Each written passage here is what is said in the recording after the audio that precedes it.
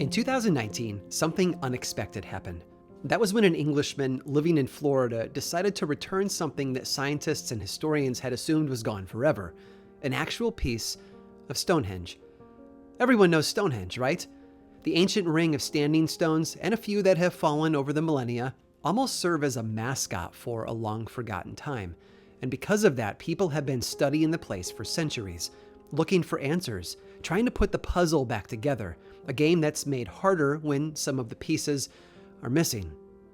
It seems that back in 1958, an archaeological team lifted the pieces of one of the monument's fallen arches and stood it back up, all put together. But to do so, they needed to repair a fracture, which meant drilling 3 long cores into the stone and putting metal rods inside them for stability.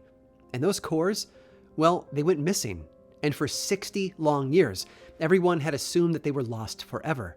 But of course, now we know the truth. It seems that one of the workmen helping that day took a piece of it home, and at the age of 90, he decided it was time to send it back. To him, it was most likely a reminder of a very special day. To archaeologists, it's of the utmost scientific importance, but to almost everyone else, it's just a rock.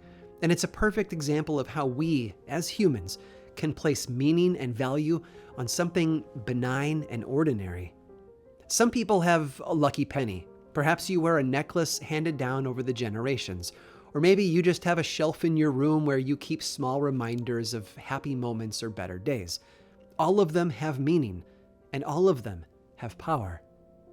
And sometimes those objects have something else, a little bit of magic. I'm Aaron Mahnke, and this is Lore.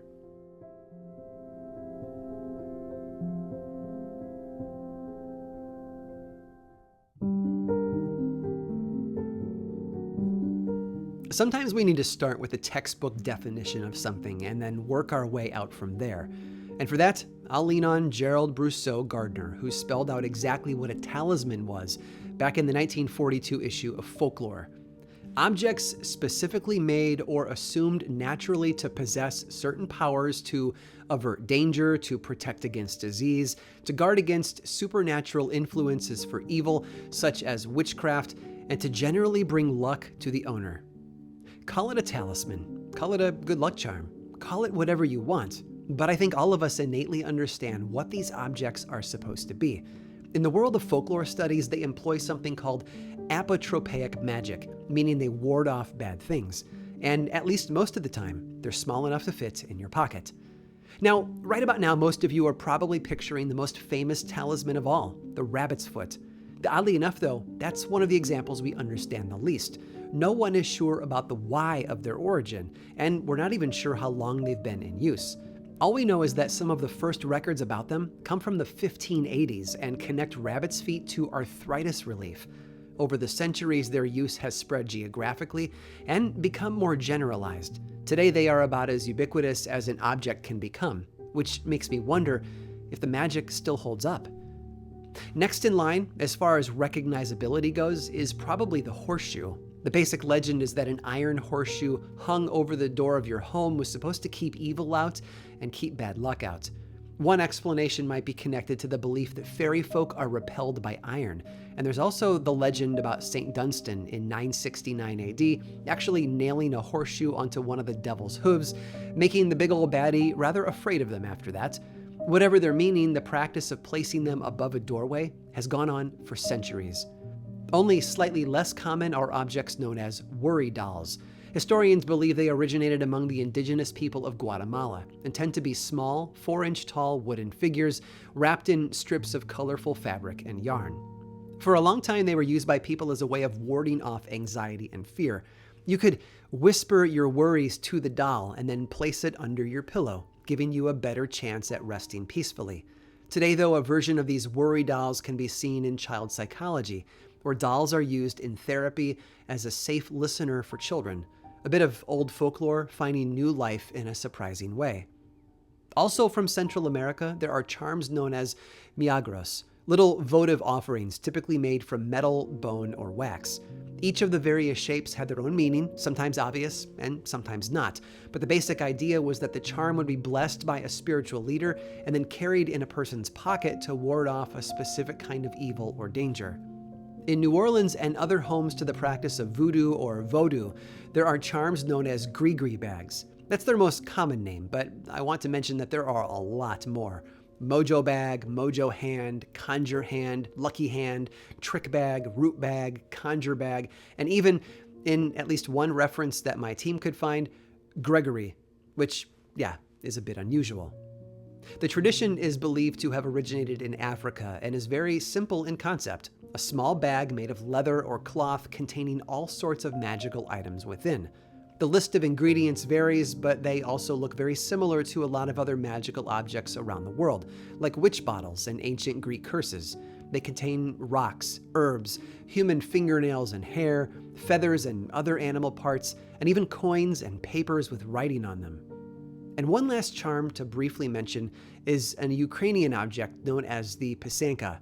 It's a tradition that actually dates back to a time before Christianity arrived in Europe, and you do yourself a favor to look up videos of these amazing objects being created. They are really stunning things to see. On a basic level, pisanka are decorated eggs. Through a process known as writing, a special tool is used to apply hot colored wax lines to the egg, usually following one of many traditional patterns or shapes. Artwork meant to imbue the egg with magical powers. It dates back to this pre-Christian idea that eggs were seen as precious and sacred. Why? Because birds had the ability to fly closer to the sun than any other creature, giving their eggs a touch of the divine. So, over time, people learned to turn them into beautiful charms of protection. When Christianity arrived, though, rather than eradicate the tradition, the people there found new meaning and purpose for them, which is why today, most homes in America unknowingly continue that ancient tradition when they gather their children together and bust out the food coloring and the wax. That ancient talisman of Ukrainian origin, the Easter egg.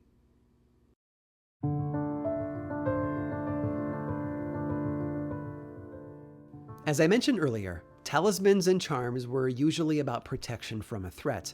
Now, that threat might be a supernatural evil that a person feared, but it could also be a threat of physical danger, such as an illness or an accident. And there are few situations more dangerous to the human body than war. Now, while talismans have been around throughout the history of warfare, covering the entire scope would take us hours here. So instead, I'll just give you the last century or so as a spotlight, because even inside that tiny window, the stories and beliefs are absolutely fascinating. Throughout World War I, for example, soldiers carried all sorts of objects with them that acted like charms or talismans to ward off danger and keep them safe. Sometimes it was a sentimental thing, like a photo of a family member or a lock of a loved one's hair. Often these items would be sewn into a pocket or the lining of their jacket, keeping the charm safe so it could keep them safe in return. During World War II, though, a very specific object was used as a charm. Known as Capri bells, these tiny little silver bells were given as gifts by monks to soldiers who visited the Isle of Capri off the coast of Italy. Why bells? Well, it was believed that long before, a young shepherd on the island had encountered the Archangel Michael himself, who gave the boy a bell, claiming that the sound of it would keep him safe from harm. The bells handed out by the monks there on the island in the 1940s were small and engraved with the shape of a four-leaf clover, another talisman that we're all familiar with. Soldiers would pin them onto their coats or connect them to their zipper pulls and would wear them into battle. But one silver bell from Capri made its way to the White House. It was sent as a gift and larger than the typical Capri bell. And it said that just moments after President Truman opened the gift and rang the bell, he received word that Germany had surrendered, which might be why the bell now rests in the National Archives. Back to World War I for a moment, though. Apparently, pilots throughout the war were known to keep all sorts of lucky charms with them on their missions. A number of American pilots flew for the French Air Force, known as the Lafayette Escadrille, and among them were men who felt the need for a bit of supernatural help. Edwin Parsons, for example, kept a stuffed animal of a black cat in the cockpit and never flew without it. And Eugene Bullard, the first African-American pilot to ever fly in combat, turned that idea up a notch by acquiring a live monkey named Jimmy, who joined him on some of the missions. Others in the group actually obtained 2 lions, which were kept on the base and allowed to roam free, all because the men there viewed them as lucky charms.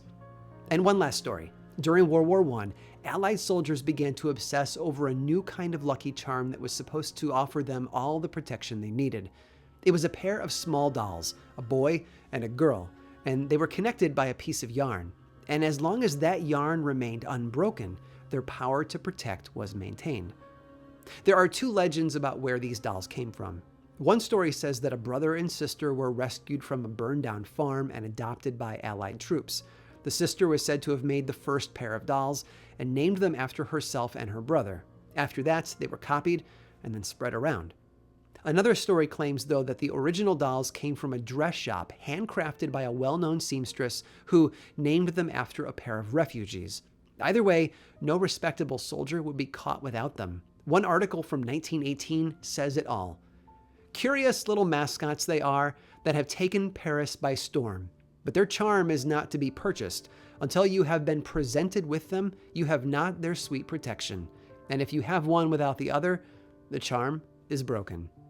Oh, and as an interesting side note, one American soldier named Lee Duncan brought his home after the war. Part charm, part memento. Later, he would rescue a German shepherd and her puppies, 2 of which he kept for himself. And I bet it wouldn't surprise you to learn that he named them after those 2 dolls. The sister pup, Nanette, went on to live a rather normal life, but her brother would grow into quite the character, eventually becoming one of the most recognizable dogs in Hollywood by appearing in nearly 30 feature films. His name, borrowed straight from that precious old World War I charm, Rin Tin Tin.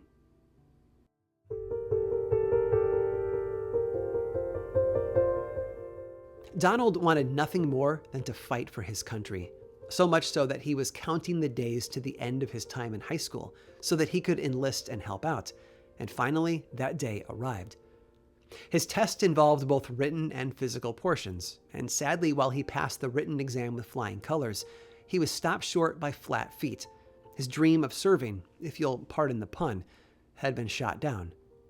Leaving the family farm, he eventually found his way into a construction job, and during his time there, the war and its demands on the United States began to change how people entered the armed forces, namely the draft, which pulled in millions of Americans into service, whether they wanted to or not, which meant that finally Donald would get his chance to fight. With his trusty Bible in his pocket, he was sworn in on August 21st of 1944 and immediately entered basic training. But since the Battle of the Bulge was putting a strain on Allied forces in Europe, that training was cut short. Instead, he and the rest of his fellow recruits were sent to board one of the many luxury ocean liners that had been converted into a transport ship. During those 2 days that it took to load everyone and their supplies, Donald received his assignment, cutting the cheese. Literally, he reported to the galley and spent days upon days slicing pieces of cheese for the rest of the soldiers to eat. But finally, after a lot of cheddar and miles of ocean, they arrived in Belgium, ready to fight. Donald was assigned to the machine gun squad of Company K, the 38th Infantry Regiment, 2nd Infantry Division. But almost immediately he got sick, which got him pulled from action to recover in the infirmary for 2 weeks. During his time safe in bed, untold numbers of his fellow soldiers were killed in action. But not Donald. Lucky, to say the least. Soon he was back on the front lines, though, and finally his chance to fight for his country had arrived. But just 2 days later, he was pulled again, this time for becoming sick with scarlet fever. It was a diagnosis that earned him 5 more weeks in a hospital bed, a break from the action that his fellow soldiers would have welcomed, and one that most likely saved his life yet again. His constant companion during that hospital stay was his Bible, which he read every day. It brought him comfort and probably did a lot of good keeping his mind off of the disappointment that he felt at missing the action. But however comforting it was, nothing could compare to how happy Donald was when he was finally given a clean bill of health and sent back to the front line, which is where he found himself on March 23rd of 1945, in one of the small hills near the Rhine River in Germany. Everything about that day was exactly what he had dreamed of, too. After all, he was finally fighting the enemy, amidst the chaos of a storm of bullets and bombs. But war was never safe, and Donald had worked hard to put himself in a very dangerous situation. which is why I doubt he was surprised when 2 explosive shells landed far too close to a group of soldiers that he was part of. When they went off, men all around him fell to the ground. Donald, too, was thrown off his feet, shrapnel tearing his body and face, sending blood and flesh into the air. And there he lay, one more body among hundreds, torn down by the machine of war. His company moved on, though, marching forward into enemy territory.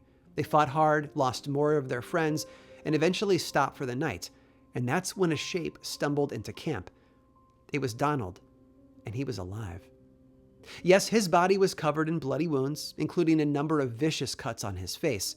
But the biggest piece of shrapnel, the one that should have killed him and ended his brief military career, was still visible, embedded in his chest, right over his heart. But there was no blood, because rather than flesh, the metal had struck his talisman, the Bible. Luck had kept him from serving on the front line for many long weeks, most likely saving his life. But even when he finally had his chance to fight, it was also there to keep him alive, proving that what exactly we consider to be lucky is often in the eye of the beholder.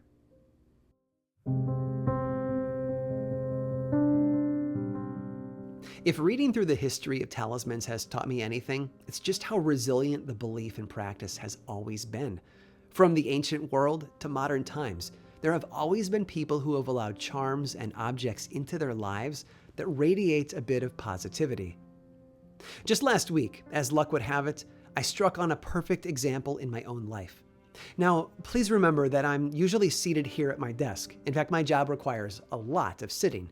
So this spring, I started to take golf lessons, mostly for a chance to walk around outside in the sunshine, like some sort of a vampire freed from a centuries-long curse. Anyway, last week I took my 3rd ever golf lesson, and while there were a lot of ups and downs, no pun intended, I swear, I experienced one perfect, glorious moment that I will never forget. I managed to make a hole-in-one. A real, legitimate one, too. And friend, let me tell you, I was elated, over the moon, and also very, very certain that the rest of my golf experience will be downhill from here. But do you know what I'll always have? The ball, because I made sure that I brought it home, where it now sits on a shelf right here in my office. It's human nature. Whether we associate an object with a moment of success or feel the need to carry that object into other more risky situations, we have this innate tendency to wrap physical objects around our emotional vulnerabilities. The talismans of World War II might very well have gone away. I doubt any currently deployed members of the military are wearing Capri bells on their jackets, or Nanette and Rin Tin Tin dolls. But I'm willing to bet that there's something new, something different that meets that old common need. Even amidst the most expensive equipment in the world, where the scientific advancement of humanity is on full display, we will always find a little relic of that old superstition.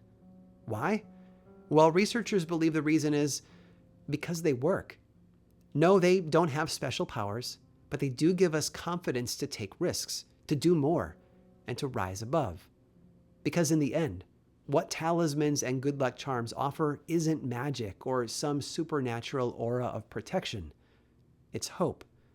And hope, as is so often the case, wins the day.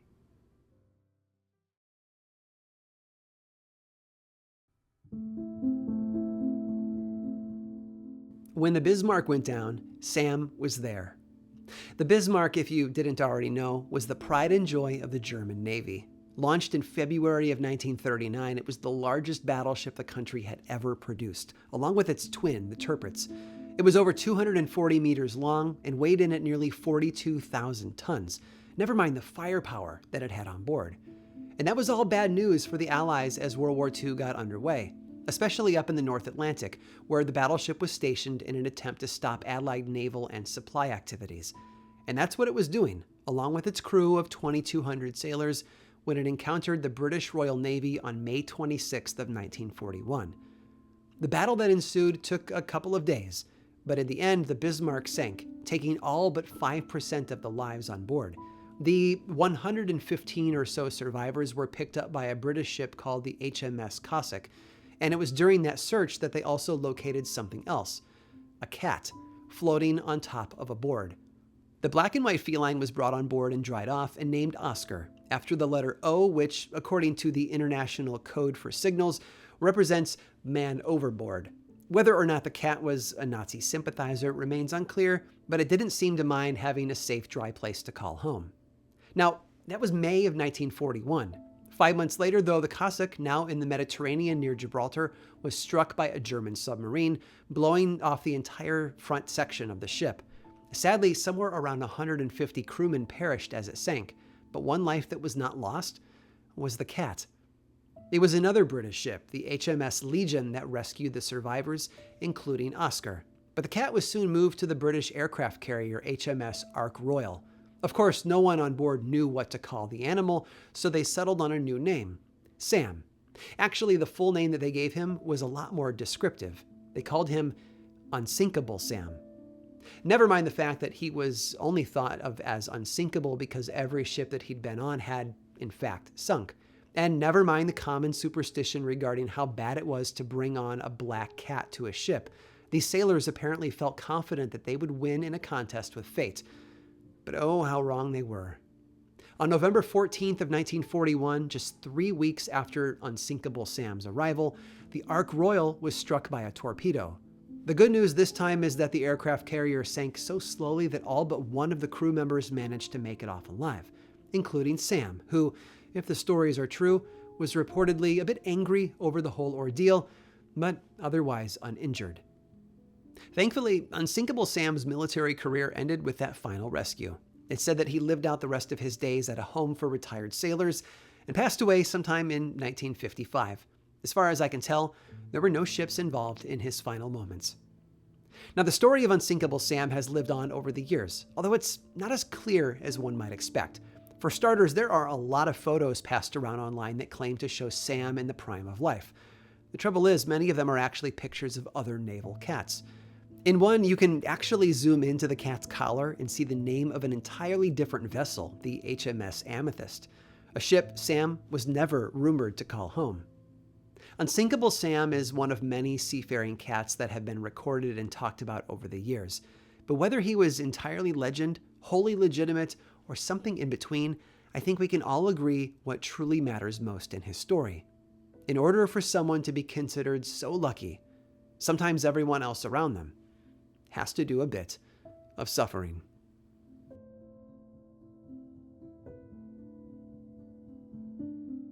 As always, folks, thanks so much for watching. Credits for today's episode are in the description below. Lore has been a podcast since 2015 with nearly 400 million downloads to date. You can learn more about the show, plus the book series and the television adaptation over at lorepodcast.com. And of course, be sure to click the subscribe button and the bell icon so that you don't miss future episodes. Oh, and if you enjoyed this one, click that thumbs up, okay? And you can also follow this show on Twitter, Facebook, and Instagram. Just search for Lore Podcast, all one word, and then click that follow button. And when you do, say hi. I like it when people say hi. And as always, thanks for watching.